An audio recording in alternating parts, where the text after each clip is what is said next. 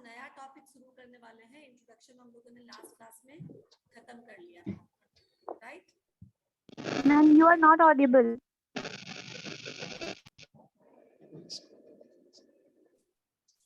अभी कुछ आवाज आ रही है मेरी? Yes, ma'am. Yes, ma'am.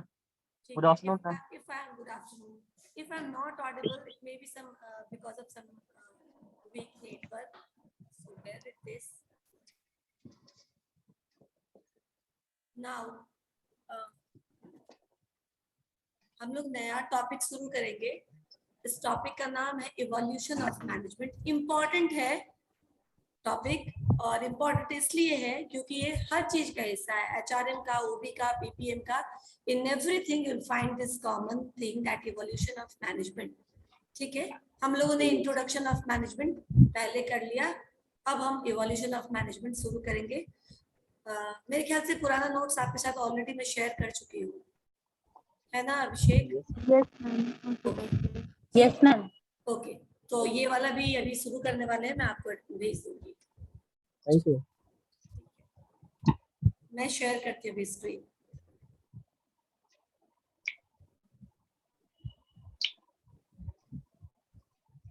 Okay, evolution का क्या मतलब होता है? इवोल्यूशन आप लोगों ने पढ़ा होगा बायोलॉजी में। बदलाव मैम।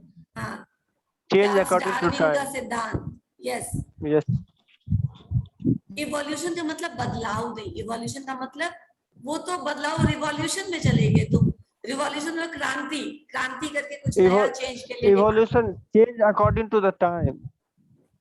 इवोल्यूशन का मतलब होता है उत्पत्ति, बर्थ ऑफ समथिंग। समझ में आया इवोल्यूशन का मतलब? Yes, ma'am. जीवन की उत्पत्ति, इवोल्यूशन ऑफ लाइफ पढ़ा था ना हम लोगों ने बायोलॉजी में, था ये बेसिक है। इवोल्यूशन ऑफ लाइफ यानी कि उत्पत्ति, किसी चीज का जन्म कैसे होता है, कोई चीज पैदा कैसे होता है, कहाँ से उसका आगमन है। जैसे इवोल्यूशन ऑफ गंगा, तो गौमुख से गंगा का इवोल्यूशन होता है, वहीं से धरती पे आया है गंगा, है ना? मैम आपका नेटवर्क बहुत वीक है भाई। I know. आप क्लियर आवाज नहीं आ रहा। ठीक है, रुको एक मिनट, दूसरे किसी क्लास में देखती हूँ जहाँ पे लैंड चलता होगा। एक सेकंड, यहाँ लैंड से नहीं कनेक्ट करेंगे तो ये प्रॉब्लम रहेगा। Just a minute. Okay, camera on नहीं है मैम, सबको निकाल दीजिए। पिछले में क्लास में संजना मैम निकाल दी थी सबको। हाँ नहीं तो मैं भी उनका अटेंडेंस मार्क नहीं कर रही हूँ। अगर वो एब्सेंट, कैमरा ऑफ रहता है तो वो एब्सेंट ही रहते हैं, ठीक है ना? ऐसे भी मैं बता चुकी हूँ। चलो ठीक है, जिनको भी ऑन करना है ऑन करिए, अदरवाइज आपका अटेंडेंस नहीं मार्क होगा। और ये अच्छा नहीं लगता है रोज रोज बोलना। मैंने पहले दिन ही आपको बताया था कि ऑनलाइन क्लास को कैसे अटेंड करना है। खैर चलो, अब हम आते हैं इवोल्यूशन ऑफ मैनेजमेंट पे। इवोल्यूशन का मतलब मैंने आप लोगों को बताया क्या होता है इवोल्यूशन का मैनेजमेंट। इवोल्यूशन का मतलब उत्पत्ति, यानी कि कहीं से कहां से ये आया है। इवोल्यूशन ऑफ मैनेजमेंट क्या हुआ? तो इन वेरी एंशिएंट टाइम, ऐसा नहीं है कि सिर्फ फॉर्मल जब हमने इसको इंडस्ट्रियलाइजेशन शुरू हुआ या ऑर्गेनाइजेशन या बिजनेस के पर्पज से बस हमने मैनेजमेंट को यूज किया है। बहुत पहले मास को भी ऑर्गेनाइज करने का एक तरीका होता है। मास यानी बहुत सारे लोग हैं, तो on the basis of their interest, on the basis of their mindset, on the basis of जो भी उनका हॉबी है, जिस तरीके उसके बेसिस पे वो ग्रुप बनाते रहे। ठीक है ना? क्यों ये ग्रुप बना सर? सर एक मिनट, ठीक है, उस बेसिस पे वो ग्रुप बना करके काम करते रहे हैं। तो evolution of management is time.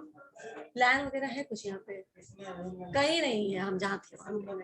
ठीक है, फ्रॉम टाइम इमेमोरियल लोग अपने आप को व्यवस्थित करने के लिए मैनेजमेंट का यूज करते रहे हैं, अपने पर्सनल लाइफ को भी सही तरीके से, सिस्टमेटिक तरीके से देखने के लिए। अगर हम मैनेजमेंट को देखें कि कहाँ पे मैनेजमेंट प्रिंसिपल्स को ऑर्गेनाइज किया गया था, otherwise apart from this personal life, के अलावा तो हम आप मिलिट्री में देखेंगे, पुराने जमाने में जो कैथोलिक चर्च थे वो काफी ऑर्गेनाइज्ड होते थे, सारा सिस्टम उनका बैलेंस्ड होता था। आज के टाइम में अगर आप देखें तो किसी भी लंगर में चले जाएं, आपको बेस्ट एग्जांपल ऑफ मैनेजमेंट दिखेगा कि कैसे वर्क डिवाइडेड होता है और जो काम जिसको बांधा हुआ रहता है, each and every member is liable for their work. कहीं इतने सारे सैकड़ों सैकड़ों सैकड़ों, मैंने कम बोल दिया, एक दिन में हजारों की संख्या में वहां पे खाना खिलाया जाता है, जबकि आपको कुछ पता नहीं होता आज कितने लोग आएंगे, ठीक है ना। बट स्टिल एवरीथिंग इतना ज्यादा स्पीडी और इतना ज्यादा, तो जो सप्लाई चेन है, जो लॉजिस्टिक्स है, वो वहां पे इस तरीके से यूज किया जाता है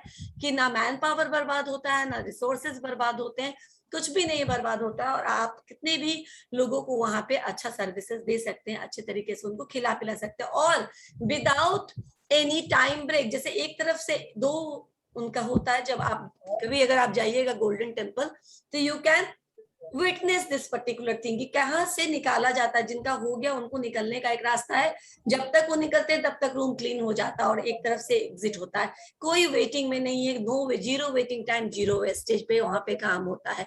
तो ये सब क्या है, मैनेजमेंट का नतीजा है। अब मैनेजमेंट को हम अगर ऑर्गेनाइजेशन में देखेंगे तो when our organization goes under radical change after world war II, industrialization का इतना ज्यादा डिमांड बढ़ा, क्योंकि हर चीजें जो थी, जो भी चीजें, जो भी व्यवस्थाएं थी, वो ध्वस्त हो चुका था, ठीक है ना। The complete world is fighting again. दो ग्रुप में जो विश्व है उसका ध्रुवीकरण हो गया था, और जो भी जहां पे सेटअप था, सब कुछ क्या हो गया था, डिस्ट्रॉइड हो गया था। उस समय इंडस्ट्रियलाइजेशन का नीड ऐसा बढ़ा, और इंडस्ट्रीज पे इतना ज्यादा प्रोडक्शन को बढ़ाने का एक प्रेशर या एक दबाव बोलो बना मार्केट डिमांड्स को पूरा करने के लिए, कि रियल सेंस में मैनेजमेंट के जो प्रिंसिपल थे, जो भी है, वो उसको वहां पे इम्प्लीमेंट करना जरूरी हो गया। कैसे आप कम से कम कॉस्ट में अच्छा से अच्छा क्वालिटी सामान उपलब्ध करा पाएंगे, किसको, अपने मार्केट को, अपने कस्टमर्स को। क्लियर? Yes ma'am. इसको ही समझाने के लिए हमारे पास इवोल्यूशन ऑफ मैनेजमेंट हुआ, कि फर्स्ट व्हाट, जैसे इवोल्यूशन ऑफ ह्यूमन बीइंग बोले, ठीक है ना, जिसको हम एंथ्रोपोलॉजी में पढ़ते हैं, मानव शास्त्र की उत्पत्ति, ठीक है ना, मानव कैसे आया। तो हमने देखा था ना, आपको बायोलॉजी का वो डायग्राम याद होगा, जहां पहले लंगूर जैसा आदमी होता था, एकदम झुका हुआ, चार पैर पे चलने वाला, फिर उसके बाद उससे थोड़ा इम्प्रूव, थोड़ा सीधा, थोड़ा उसके बाद उससे इम्प्रूव, उसके नाउ वी आर। तो हम इसीलिए बोलते हैं, तो जो एप है, app is the ancestors of human being, बोलते हैं ना क्या? अंकुर, अभी आवाज आ रही है मेरी? ठीक है, मैंने आपको बोला कि app is the ancestors of human being, बोला जाता है ना ऐसे। लंगूर जो होते हैं वो हमारे पूर्वज है, राइट। बचपन में मुझे किसी ने ये बताया था तो मुझे बहुत आश्चर्य लगा था, ऐसा कैसे हो सकता है, लंगूर से हम कैसे पैदा हो सकते हैं। बट देन जब हम पैदा हुए थे तो हम बहुत ज्यादा उनसे मिलते जुलते थे, हम चार पैर पे चलते थे, झुके हुए रहते थे, और धीरे धीरे धीरे धीरे हम सीधे हुए, और होमोसेपियंस हमारा जस्ट जो एंसेस्टर है वो होमोसेपियंस है, राइट। तो इसी तरीके से मैनेजमेंट कहाँ से आया। अब मैनेजमेंट का बहुत सारा थियरी है जहां से आपको पता चलेगा कि मैनेजमेंट कैसे आया। आप उसको समझने के लिए इस डायग्राम को देखिए, फिर हम लोग आएंगे। जैसे वो लंगूर वाला और आदमी के इवोल्यूशन वाला डायग्राम हम सबको याद है बायोलॉजी के बुक में, वैसे ही ये डायग्राम मैनेजमेंट स्टूडेंट को याद होना चाहिए। पहले क्या है, देयर आर 4 डिफरेंट स्टेप्स। अभी जहां पे है हम, वो ये स्टेप है, ठीक है। तो मॉडर्न थियोरी का स्टेप, तो 4 डिफरेंट स्टेप्स में सबसे पहला स्टेप है प्री साइंटिफिक मैनेजमेंट का, यानी साइंटिफिक मैनेजमेंट से पहले आज तक साइंटिफिक मैनेजमेंट से पहले जितना कुछ बोला गया, सोचा गया, बताया गया, everything is concluded under pre scientific management period. Clear? Pre scientific management में बहुत सारे सोशियोलॉजिस्ट, साइकोलॉजिस्ट, मैनेजमेंट एक्सपर्ट्स आए जिन्होंने अपना अपना पॉइंट ऑफ व्यू दिया, ठीक है। उसके बाद जो एक चेंज है और एक इंपॉर्टेंट माइलस्टोन आप बोल सकते हैं, प्लीज कहीं से बहुत आवाज आ रही है, म्यूट कर लो, क्लास को चलाने में डिस्टरबेंस हो रही है। सिद्धांत, you need to mute yourself. हाँ, thank you. Now, अभी मैं क्या बता रही थी कि प्री साइंटिफिक में बहुत सारे जो साइकोलॉजिस्ट हैं, मैनेजमेंट एक्सपर्ट थे, उन्होंने इंजीनियर्स थे जो उन्होंने कंपनी में काम किया था, फैक्ट्रीज में काम किया था, वो अपने अपने एक्सपीरियंस के बेसिस पर उन लोगों ने शेयर किया कि मैनेजमेंट किस तरीके का होना चाहिए। ठीक है, उस सबको हमने collectively pre scientific management period में रखा। उसके बाद आया जो अपने आप में माइलस्टोन है, और ये आपको पता होना चाहिए, ये क्या है? Classical theory. क्लासिकल थियरी में 3 इंपॉर्टेंट थियरिस्ट्स आए जिनको बोलते हैं हम क्या? Scientific management. F.W. Taylor. F.W. Taylor is known for scientific management. Henry Fayol is known for administrative management and bureaucratic management given by Max Weber. ये 3 नाम ने मैनेजमेंट के पूरे लाइफ साइकिल में एक तरह से कहो कि इनका एक माइलस्टोन है, लोहा माना जाता है। और इसके आगे जितने भी काम हुए, बेसिस फाउंडेशन यही रहा है। मकान हम कितना भी आलीशान बना ले, फाउंडेशन क्या रहेगा? हमारा नींव है ना, जिसपे हमारा मकान खड़ा है। अगर वो स्ट्रॉन्ग नहीं रहे तो आप डिजाइनिंग कैसे कर सकते हैं? नहीं कर सकते ना। आपका जितना भी आलीशान महल है, जितना भी आपने उसमें डेकोरेशन किया है, सजावट किया है, सबका बेस है आपका पिलर, आपका फाउंडेशन, आपका नींव। Same way classical theory is regarded as the foundation of management theory. इसके बाद न्यू क्लासिकल आया, मॉडर्न थियोरी आया, लेकिन सबने क्या किया? सजावट किया। कुछ तो गलतियां थी, उसको ठीक करके इंप्रूव कर दिया। ठीक है ना। एक एग्जांपल, जब आप पहली बार कुछ बनाते हैं तो क्या वो किसी भी ड्रॉबैक्स से परे रह सकता है? क्या उसमें कोई गलती नहीं होगी? क्या वो परफेक्ट होगा पहली बार में? नहीं होगा। आप कुछ भी प्रोग्रामिंग कर लीजिए, कुछ नया मशीन बना लीजिए, कुछ नया इक्विपमेंट बना लीजिए, टूल बना लीजिए, कुछ भी बना लीजिए, फर्स्ट टाइम उसमें फॉल्ट्स आएंगे। For example zoom. ठीक है, जब पहली बार जूम को हम लोगों ने यूज करना शुरू किया तो हम लोगों ने देखा कितना तरह का प्रॉब्लम है इसमें। ठीक है ना, कभी कभी एनोटेशन कोई करने लगता है, कभी कुछ करने लगता है, और पता नहीं हमारे हाथ में उसको क्लोज करना है कि नहीं, कमांड करना है कि नहीं, किसको एंट्री दे, किसको नहीं entry they. Anybody can enter into any meeting and can create chaos, right. लेकिन जैसे जैसे यूज करते गए, इंप्रूवमेंट का स्कोप रहा। Yes ma'am. तो हमेशा स्कोप रहता है कि आज जो हमने इंट्रोड्यूस किया है, 10 दिन बाद उसमें हम कुछ ना कुछ इंप्रूवमेंट कर सके। क्लासिकल थियरी एक फाउंडेशन है जिसमें हमेशा से इंप्रूवमेंट का स्कोप रहा है, लेकिन बिना फाउंडेशन के आप इंप्रूवमेंट नहीं कर सकते। सबसे पहले तो उस चीज को इंट्रोड्यूस करो जिसमें इंप्रूवमेंट की जरूरत है। इन्होंने वो काम किया, इंट्रोड्यूस किया as a whole management system को। इसीलिए ये एक माइलस्टोन के रूप में आप मील का पत्थर इसको बोल सकते हैं मैनेजमेंट के थियरी में। सेकेंड स्टेप पे ये आया। इसके बाद नियो क्लासिकल थियरी, जिसमें हॉथरॉन एक्सपेरिमेंट है, it is given by Elton Mayo. And then next one is modern theory, जिसमें system approach, contingency approach, and then the latest one is Peter Drucker theory, है ना, Peter Drucker management theory, right? ये आपको diagram याद रखना है अपने दिमाग में। Okay ma'am. इसके बाद हम आते हैं तो प्री साइंटिफिक जो मैनेजमेंट में है उसमें क्या क्या आया। सबसे पहले तो उसमें आपके जो कंप्यूटर का आविष्कार किसने किया मालूम है आप सबको? Charles Babbage. लो, आपने बोला और पहला नाम चार्ल्स बेबेज का आ गया। तो किधर उन्होंने कंप्यूटर का इन्वेंशन किया, किधर वो मैनेजमेंट थियरी दे रहे? कोई है आपस में संबंध? एक टेक्नीशियन, एक mathematician is talking about management, is talking about administration. Since he is a mathematics professor in Cambridge university, इन्होंने बताया कि मैन्युफैक्चरर्स जो होते हैं वो साइंस और मैथमेटिक्स का कम यूज करते हैं। ठीक है, अगर वो इसका सही से इस्तेमाल करने लगे, हम बोलते हैं F.W. टेलर को कि ये हमारे साइंटिफिक मैनेजमेंट के कर्ता धर्ता है, जनक है।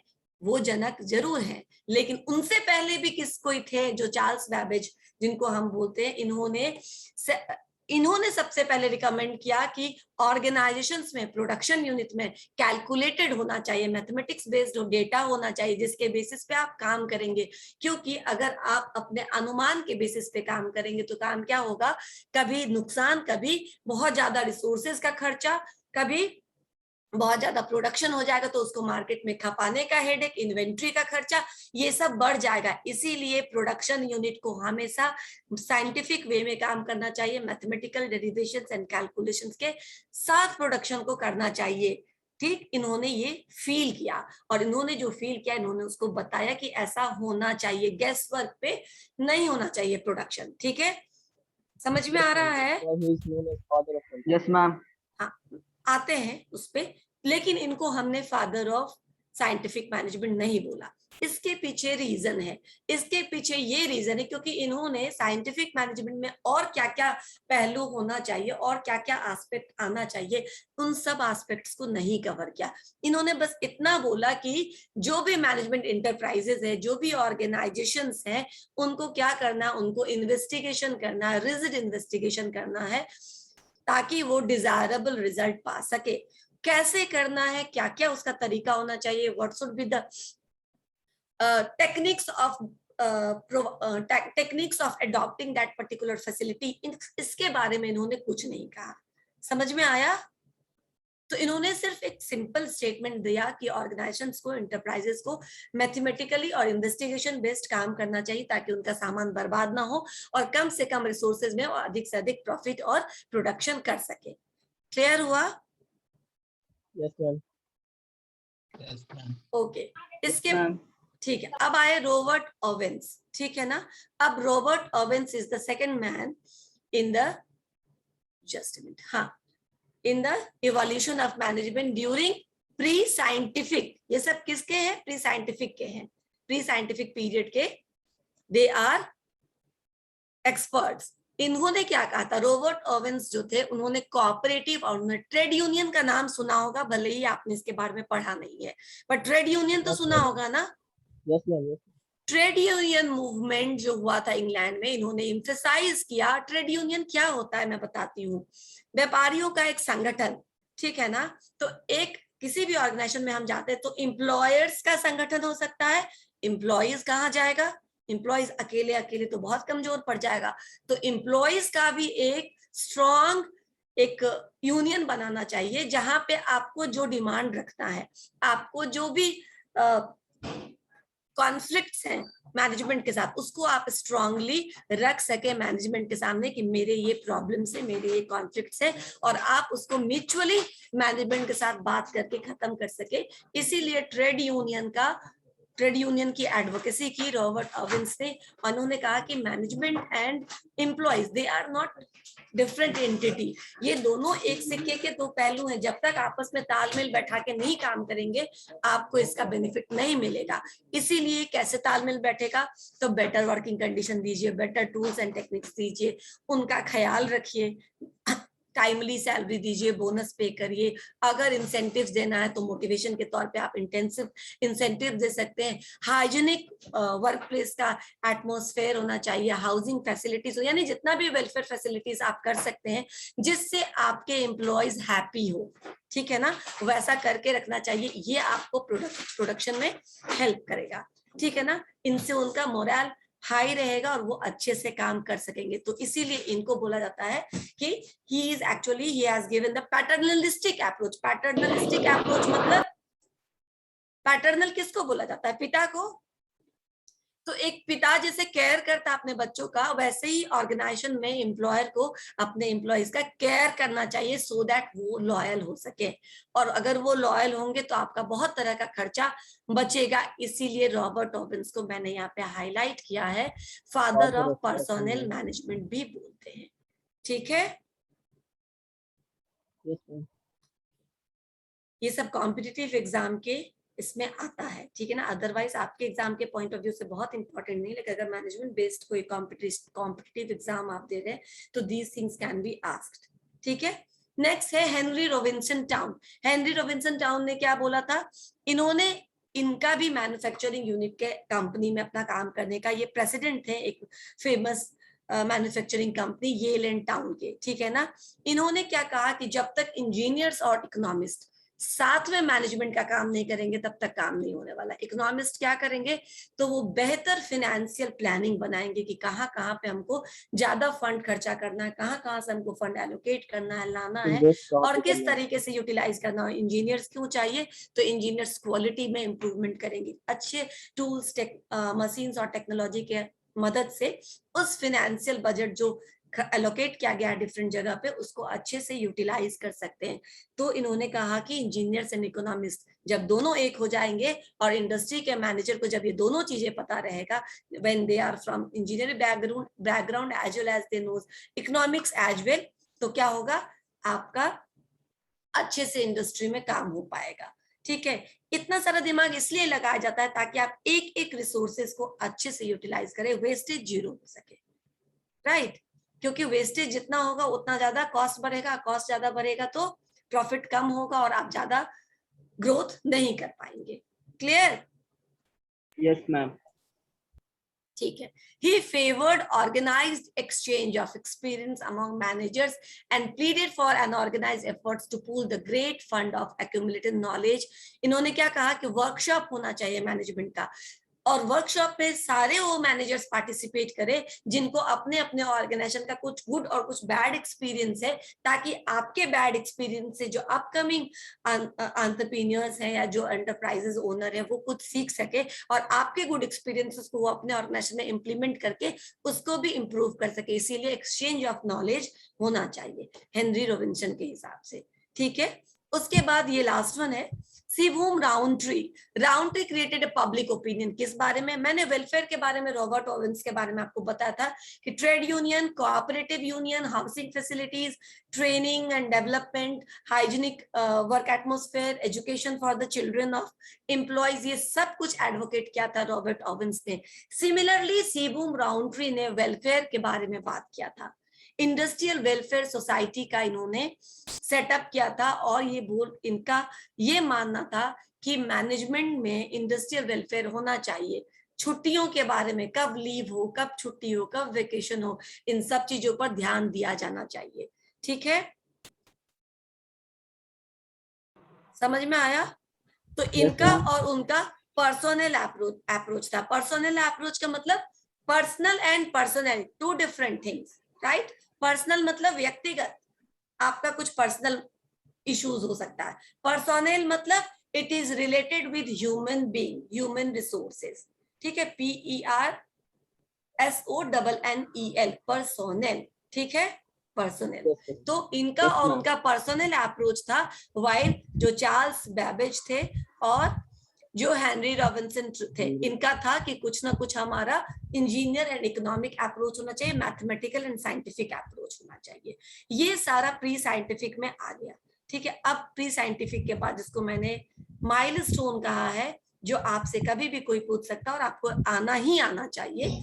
जैसे कि आपको पता होना चाहिए कंप्यूटर किसने इन्वेंट किया, जैसे आपको पता होना चाहिए गूगल के 2 ओनर कौन है, जैसे कि आपको पता होना चाहिए फेसबुक को किसने किस उम्र में फाउंड किया था। ठीक है ना, तो वैसे ही आपको पता होना चाहिए अगर आप मैनेजमेंट पढ़ रहे हैं तो साइंटिफिक मैनेजमेंट में किस किस का नाम है। और साइंटिफिक मैनेजमेंट नहीं, साइंटिफिक मैनेजमेंट किसके द्वारा दिया गया, नॉट जस्ट साइंटिफिक मैनेजमेंट।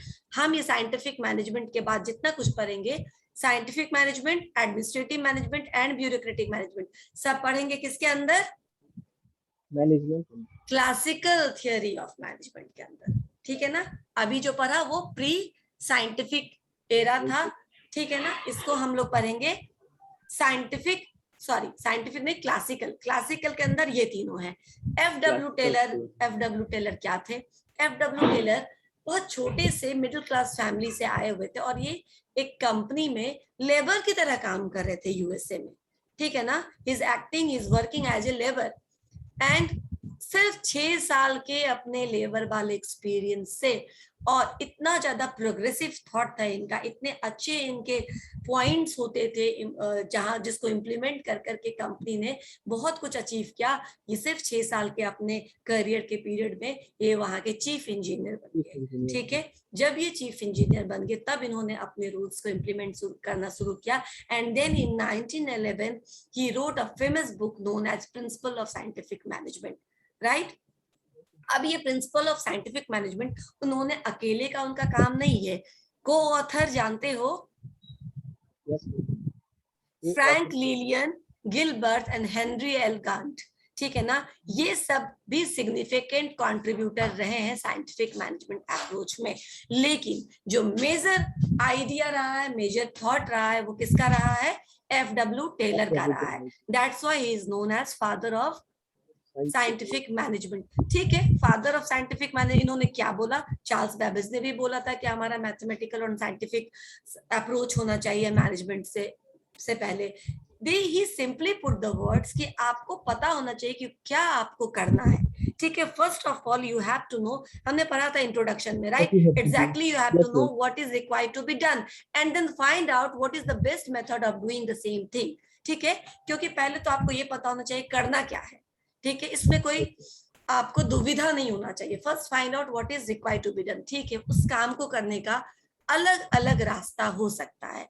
अब हर एक रास्ते को आप एनालाइज करिए, ठीक है ना, कहाँ पे क्या रिसोर्सेज ज्यादा लग रहा है, कहाँ पे कम लग रहा है, कहाँ पे पैसा बच रहा है। तो पैसा बच रहा है तो बहुत ज्यादा टाइम लग रहा है, बहुत ज्यादा टाइम लग रहा है तो मार्केट में कस्टमर इतना लंबा वेट करने के लिए तैयार नहीं रहता है। ठीक है, तो जहां पे आपको लग रहा है पूरा एनालिसिस करिए, टाइम का, रिसोर्सेज का, मैन पावर का, एक्सपेंडिचर का, हर एक चीज का, कॉम्पिटिटर्स के साथ क्या कॉम्पिटिशन है, क्वालिटी का, एंड जो आपको लगता है कि ये बेस्ट है, राइट? इसमें हम थोड़ा बहुत कॉम्प्रोमाइज करके बेस्ट डिलीवरी कर सकते हैं अपने प्रोडक्ट का या अपने सर्विसेज का। आप उस रास्ते को चुनिए अपने प्रोडक्शन के लिए, ठीक है ना? क्योंकि थोड़ा ज्यादा थोड़ा कम हर जगह कॉम्प्रोमाइज करना पड़ेगा, लेकिन कॉम्प्रोमाइज करने के बाद अगर आपको बेस्ट रिजल्ट मिल रहा है तो चूज दैट रिजल्ट। इसीलिए इन्होंने कहा कि simple words, management is knowing, art of knowing exactly what is required to be done and how it is to be done. ठीक है, ये सबसे पहले इन्होंने कहा। इसके बाद इन्होंने साइंटिफिक टेक्निक्स दिया कि क्या क्या टेक्निक, आप ये चीज मिस कर गए थे चार्ल्स बेबेज, ठीक है ना, ये चीज उन्होंने नहीं बोला था। ही गेव कि आपको कौन कौन सा टेक्निक्स दे, क्या क्या आप इंप्लीमेंट करेंगे, क्या मेथड्स आप लगाएंगे जिससे आप इस चीज को कवर अप कर पाएंगे। समझ में आया? तो ही टॉक्ड अबाउट टेक्निक्स, ठीक है, मैं बताऊंगी वो सब। तो साइंटिफिक मैनेजमेंट सिंपली इसको अगर हम पढ़े तो scientific management means know exactly what main wanted to do and seeing that they do it in the best and the cheapest way। अब cheapest way का मतलब क्या है? सिर्फ पैसा बचाना नहीं। आपको बहुत बार ऐसा लगेगा कि बहुत कंजूसी की बात की गई। इट्स नॉट अबाउट कि कंजूसी से करो, खुल के खर्चा करो, लेकिन उसको यूटिलाइज कर सके, मिस यूटिलाइज मत करो। जैसा कि मैं आपको क्लासरूम में बोलती हूँ, utilize all these resources, AC है, फैन है, बेंच है, डेस्क है, everything is there for your utilization, but don't misutilize any of these resources। क्योंकि अगर आप इसको मिसयूटिलाइज करेंगे तो नेक्स्ट क्लास में आपको प्रॉब्लम होगी, है ना, वो नहीं कर पाएंगे। तो यहाँ चीपेस्ट वे कहने का मतलब यही है, ऐसा नहीं कि don't use it in the best way where you can optimize the utilization of those resources। Clear हो रहा है? Yes ma'am, yes ma'am। Okay, ठीक है, तो ये इन्होंने कहा। अब नाउ ये डेफिनेशंस है जो अलग अलग लोगों ने अपने हिसाब से साइंटिफिक मैनेजमेंट के बारे में बताया है। लाइक यहाँ हम देखें तो scientific management characterises that form of organisation and procedure in purposive collective effort which rests on principle and laws derived by the process of scientific investigation। यानी आप जो भी काम कर रहे हैं इंडस्ट्रीज में, प्रोक्योरमेंट का, परचेजिंग का, प्रोडक्शन का, मार्केटिंग का, फिनेंसेस का, एचआर का, ठीक है ना, that should be based on some scientific investigation. 500 employee चाहिए, तो किस बेसिस पर आपने कहा कि आपको अगले एक साल में 500 लोग ज्यादा रिक्रूट करने पड़ेंगे? क्या बढ़ा है? ठीक है ना, कौन सा यूनिट आपने नया लगाया है, क्या अधिक प्रोडक्शन करना पड़ेगा? You should have a scientific data जो उसको सपोर्ट करे, ठीक है ना, आपके डिमांड को सपोर्ट करे। अगर फाइनेंस डिपार्टमेंट ने बोला है कि अगले 1 साल या 5 साल के काम के लिए हमको अपना फंड बढ़ाना होगा और इतना % फंड हाइक करना पड़ेगा, तो कुछ तो सपोर्टिंग देंगे ना आप मैनेजमेंट को, टॉप मैनेजमेंट को, कि क्या क्या है इसके पीछे। कैसे आपने स्टडी किया कि अगले 5 साल के लिए आपको सिर्फ 5 लाख अधिक फंड चाहिए, आपको 10 लाख का फंड क्यों नहीं चाहिए? ठीक है, या 4 लाख में काम क्यों नहीं हो सकता है? तो there should be mathematical calculation, कुछ सपोर्टिंग डेटा होना चाहिए जो भी आप डिसीजन लेते हैं उसके पीछे। क्लियर? Yes. Yes, yes. ठीक है। पीटर ड्रकर ने इसी को डिफाइन किया है कि its core is the organized study of work. Core क्या है साइंटिफिक मैनेजमेंट का? Centre of scientific management is organized study of work. Then क्या करना है? Organized study of work, analyse those work, क्या क्या करना है, कैसे करना है, and then break them in the simplest elements, break them into the similar elements. मैंने ऑर्गेनाइजिंग में बताया है, division of work, and now systematically improvement in the workers performance, क्योंकि बाद में आपको वर्कर्स से ही काम लेना है, इसलिए कैसे आप उनके परफॉर्मेंस को इंप्रूव कर सकते हैं। ठीक है, वन बाय वन सिस्टमेटिकली आप कैसे आगे बढ़ेंगे। अब principal of scientific management, principal of scientific management, ठीक है, अभी टाइम है हमारे पास। कैसे है? कोई स्क्रीनशॉट लेके मुझे, अच्छा ठीक है मैं ले लूंगी। Replacing the rule of thumb with science, ये पहले समझ लो। Rule of thumb, replacing of rule of thumb with science. Rule of thumb का क्या मतलब होता है? किसी को मालूम है? फिजिक्स में हम पढ़े थे, लेकिन वो दूसरा रूल था। क्या था बताओ? एक्चुअली मैम उसमें हम लोग ये डायरेक्शन डिसाइड करते थे, साउथ नॉर्थ वगैरह, इसमें ओके पढ़ते थे।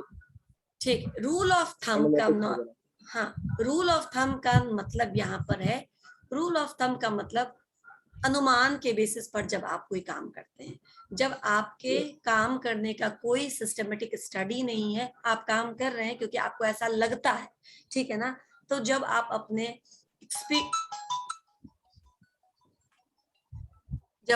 एक्सपीरियंस के बेसिस पर, जब आप अपने इंट्यूशन के बेसिस पर किसी काम को करना शुरू करते हैं, तो उसको हम रूल ऑफ थंब बोलते हैं। ठीक है, अब हमको क्या पढ़ना है कि replacing this rule of thumb with science, यानी आप अपने अनुमान को, आप अपने इंट्यूशंस को, आपको ऐसा लग रहा है कि ऐसा होना चाहिए इसलिए आपने ऐसा किया, इसको रिप्लेस कर दीजिए। क्या चीज से? साइंस से। साइंस क्या है? जो अभी हम लोगों ने पढ़ा, कैलकुलेशंस, इन्वेस्टिगेशंस। एक्सपीरियंस को आप एक्सपेरिमेंट से रिप्लेस करिए, ठीक है ना? यानी आप पहले अगर कुछ भी आपको चाहिए तो यू विल फाइंड आउट कि आपको कितना चाहिए, क्यों चाहिए। अगर आप इस तरीके से काम करेंगे तो इसको साइंटिफिक मैनर में कहा जाएगा। ठीक है, 500 लोग आ रहे हैं हमारे यहाँ खाने के लिए, तो क्या हम खाने का एस्टिमेट रखेंगे, कौन कौन सा सामान कितना कितना मंगाना पड़ेगा, या पर प्लेट क्या हमारा रेशियो रहेगा, कितना सामान है उसके बेसिस पर ये सब बनाया जाता है।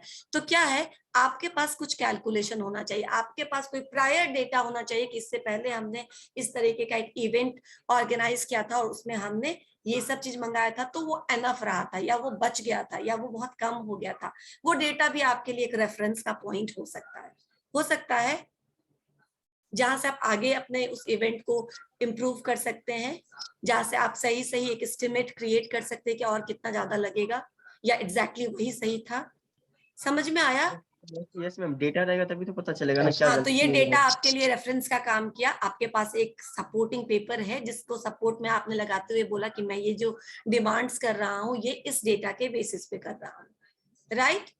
यानी कुछ भी आप अपने ऐसे ही आपके मन में आ गया और आपने बोल दिया, ऐसे नहीं होना चाहिए। ठीक है, there should be some support, there should be some study behind this. अगर पीछे का कुछ काम है तो उसको आप रेफर कर सकते हैं कि इस बेसिस पर हम ये बोल रहे हैं। पिछले साल इलेक्शन में जो पोलिंग होता है वो फिर क्या होता है, again that is guess work, लेकिन उसके पीछे भी कुछ साइंटिफिक डेटा हो सकता है, ठीक है ना, कि हम इस बेसिस पर अपने पोल को सक्सेसफुल मानते हैं। ठीक है ना, 90% एक्यूरेसी है इसमें, 80% एक्यूरेसी है इसमें। ठीक है, तो रूल ऑफ थंब यानी guess work, rule of thumb मतलब simply guess work should be replaced by some scientific methodology, scientific study और some calculations, right? Yes ma'am. Next, scientific selection and training of worker. Scientific selection and training का क्या मतलब है कि पहले क्या होता था कि ठीक है हमें रिक्वायरमेंट है 100 लोगों की या 10 लोगों की, तो हायर कर लिया और सबको कुछ कुछ काम बांट दिया। सिलेक्शन अगर ऐसे करोगे तो उनको ट्रेनिंग बहुत ज्यादा देना पड़ेगा, उनको बहुत लंबा टाइम लगेगा सिखाने में कि आपको क्या करना है, ये कैसे करना है, ये मशीन कैसे ऑपरेट करना है, ये प्रोग्राम कैसे रन करना है, वगैरह वगैरह। लेकिन अगर तुम में से हम एक अभिषेक को लेके जाए, सोनाली को लेके जाए, या फिर आप में से किसी एक स्टूडेंट को लेके जाए, इन्होंने 3 साल पढ़ाई की है BCA की, राइट? इनको जो ट्रेनिंग देनी पड़ेगी वो मुझे जितना ट्रेनिंग देना पड़ेगा उससे तो कम ही होगा, है ना। तो मेरे ऊपर वो 3 महीना ट्रेनिंग पे खर्चा करेंगे, तुम्हारे ऊपर वो 1 हफ्ते में वो काम करके तुमको काम में लगा देंगे। तो क्या हुआ, टाइम बचा, तुमको जो सैलरी देंगे हर महीना वो पैसा उनको ऐसे ट्रेनिंग के लिए तो नहीं पे करना पड़ा, कम से कम काम ले रहे हैं वो तुमसे, उसके बदले पे कर रहे हैं, है ना। तो प्रोडक्टिव हुआ वो, ऑर्गेनाइजेशन के लिए प्रोडक्टिव हुआ वो। साइंटिफिक सिलेक्शन का मतलब होता है choose those employ for that particular काम who is skilful in that particular thing, ठीक है ना। जो आदमी जिस काम में स्किल रखता है उसी का सिलेक्शन करिए आप उस काम के लिए, स्पेसिफिक टास्क के लिए। ऐसे नहीं कि किसी भी आदमी को, क्योंकि अगेन मैं कोर कॉम्पिटेंसी की बात करूंगी कि एक आदमी हो सकता है वो 3-4 काम करने में अच्छा हो, है ना। Yes ma'am.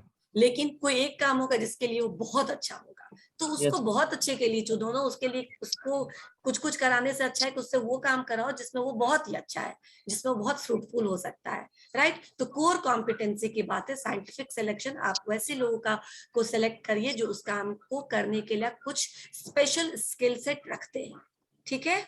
ये साइंटिफिक सिलेक्शन की बात होगी। अब ट्रेनिंग, ठीक है, चुन तो लिया हमने, बीसीए में से अच्छे अच्छे बच्चों को ले आए, वो बहुत अच्छे से पढ़ लिख करके आए हैं, उनका थोड़ा बहुत इंटर्नशिप है, कुछ कुछ उन्होंने अपना अपने से ऐप भी बनाया है, तो उनको ये सब चीजों का एक्सपीरियंस है। लेकिन समय के साथ साथ वो सारे स्किल ऑब्सोलीट होते जाते हैं, है ना, पुराने Yes, होते जाते हैं। यू नीड अपग्रेडेशन, जरूरत होती है या नहीं। अगर Yes, ma'am. हमने आपको अपग्रेड नहीं किया तो 3-4 साल बाद क्या हो जाएंगे आप, यूजलेस, क्योंकि आपके पास कोई स्किल नहीं रहेगा, जंग, आउटडेटेड, करेक्ट, आप आउटडेटेड हो जाएंगे। तो क्या करने की जरूरत है, तो जब आपने साइंटिफिक सिलेक्शन किया, आपने अच्छा बात किया, ठीक है ना, ये अच्छी बात है। लेकिन अब उसी स्किलफुल एम्प्लॉय को हो सकता है अलग स्किल से इक्विप करने का टाइम आ गया है, ठीक है ना। अलग अलग टेक्नोलॉजी आ गई है, अलग अलग मशीन्स आ गए हैं, आप उस पर उनको time to time periodic training देते रहे ताकि वो और ज्यादा स्किलफुल होते रहे, समय के साथ ऑब्सोलीट ना हो जाए, ये जरूरी है। समझ में आया scientific selection and training of workers क्या बोलना चाह रहा है? Yes, ma'am. ओके। और अब कोऑपरेशन, इन्होंने कोऑपरेशन की बात की। कोऑपरेशन हमने इससे पहले देखा था, ट्रेड यूनियन, रॉबर्ट ओवेंस ने एडवोकेट किया ना, trade union cooperation, hygienic condition, इसीलिए उनको हम फादर ऑफ पर्सनल मैनेजमेंट बोलते हैं। यहाँ कोऑपरेशन इन्होंने भी बोला, कोऑपरेशन कैसा, तो जिस समय की ये बात कर रहे हैं ना, जब हम सेकेंड वर्ल्ड वॉर के बाद की बात कर रहे हैं, उस समय आपको याद होगा, आप लोगों ने सिविक्स में या हिस्ट्री में बहुत तरह की क्रांति पढ़ा होगा, रूस की क्रांति, हाँ, फ्रांस की क्रांति, तो बहुत कुछ, मार्क्सवाद, बहुत कुछ पढ़ा होगा। क्या था उस समय, लेबर और मैनेजमेंट में बहुत झंझट होता था। हाँ, नहीं झंझट, हाँ करेक्ट, डिस्प्यूट होता था, बहुत ज्यादा रस्सा कस्सी, हाँ ठीक है ना, दोनों अपने अपने राइट्स के लिए एक दूसरे से लड़ रहे थे। अब इन्होंने क्या कहा कि नहीं, ऐसे नहीं होगा, आप कितना भी अच्छा सिस्टम तैयार कर ले, कितने भी अच्छे लोगों को रिक्रूट कर ले, हायर कर ले, कितना भी अच्छा ट्रेनिंग दे दे, सब कुछ आपके पास है, लेकिन जब तक ये डिस्प्यूट, ये कॉन्फ्लिक्ट रहेगा मैनेजमेंट और एम्प्लॉय के बीच में, you can not overcome the problem of how you can improve your productivity. तो क्या करना है, आपको ये करना पड़ेगा। Can you see this term? एक मिनट मैम। मेंटल रिवॉल्यूशन, यानी आपको और कोई रिवॉल्यूशन करने की जरूरत नहीं है, बहुत हो चुका है, रूस की क्रांति, फ्रांस की क्रांति और जर्मनी का। अब आपको क्या करना है, अब आपको मेंटल लेवल, यानी मेंटल लेवल पे दोनों ही पार्टीज को अपने अपने मेंटल लेवल पे चेंज लाने की जरूरत है। Which type of revolution is required? Mental revolution. Mental revolution में करना क्या है, अपने एटीट्यूड को चेंज करना है।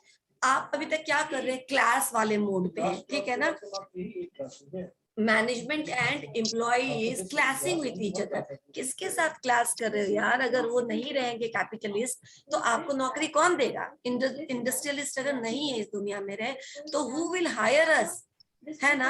अगर इन्फोसिस बंद हो जाए, विप्रो बंद हो जाए, टाटा बंद हो जाए, तुम बोलोगे मैम शुभ शुभ बोलिए, है ना, बोलोगे ना कि सबको बंद ही करा देंगे, कॉग्निजेंट बंद हो जाएंगे, तो हम कहाँ जाएंगे, हम क्या अपनी कंपनी खोल लेंगे? स्टार्टअप करेंगे मैम अपना, स्टार्टअप करेंगे, लेकिन कितने लोग, और स्टार्टअप करेंगे तो आपको भी जरूरत होगा लोगों की, है ना।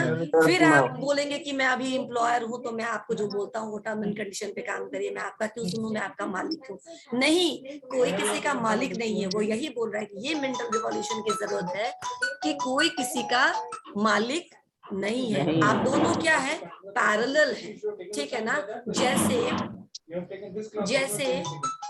टाइम खत्म हो गया मैम। ठीक है, मैं अटेंडेंस ले लेती हूँ, थोड़ा ये समझ लो, अभी टाइम है, मैं देख Okay, रही हूँ। तो जैसे एक This class on 16. This class is also on Added 16. class में So this is 1 day class. Okay तो मेंटल रिवॉल्यूशन यानी लड़ाई नहीं करिए, क्योंकि आप दोनों एक दूसरे को कॉम्प्लीमेंट कर रहे हैं। क्या कर रहे हैं, एक दूसरे को कॉम्प्लीमेंट कर रहे हैं। अगर लेबर ना रहे तो कैपिटलिस्ट या इंडस्ट्रियलिस्ट काम नहीं कर पाएगा, और अगर इंडस्ट्रियलिस्ट ना रहे तो कैपिटलिस्ट कहाँ से अपना अर्निंग करेगा, कहाँ रोजगार ढूंढेगा। तो आप दोनों दोस्त हैं, दुश्मनी मत करिए, साथ मिल करके चलिए, कोऑपरेटेड वे में काम करिए, तभी कुछ ना कुछ अच्छा होगा। समझ में आया? चलो Yes, ठीक है, ma'am. इसके बाद आज आप लोगों ने बहुत समझ लिया, आप अटेंडेंस कर लेते हैं इसके बाद अगली क्लास में, ठीक है। Yes, ma'am. This is the class report Just a of every minute. day. Whenever you have gone to the class, as per this report, after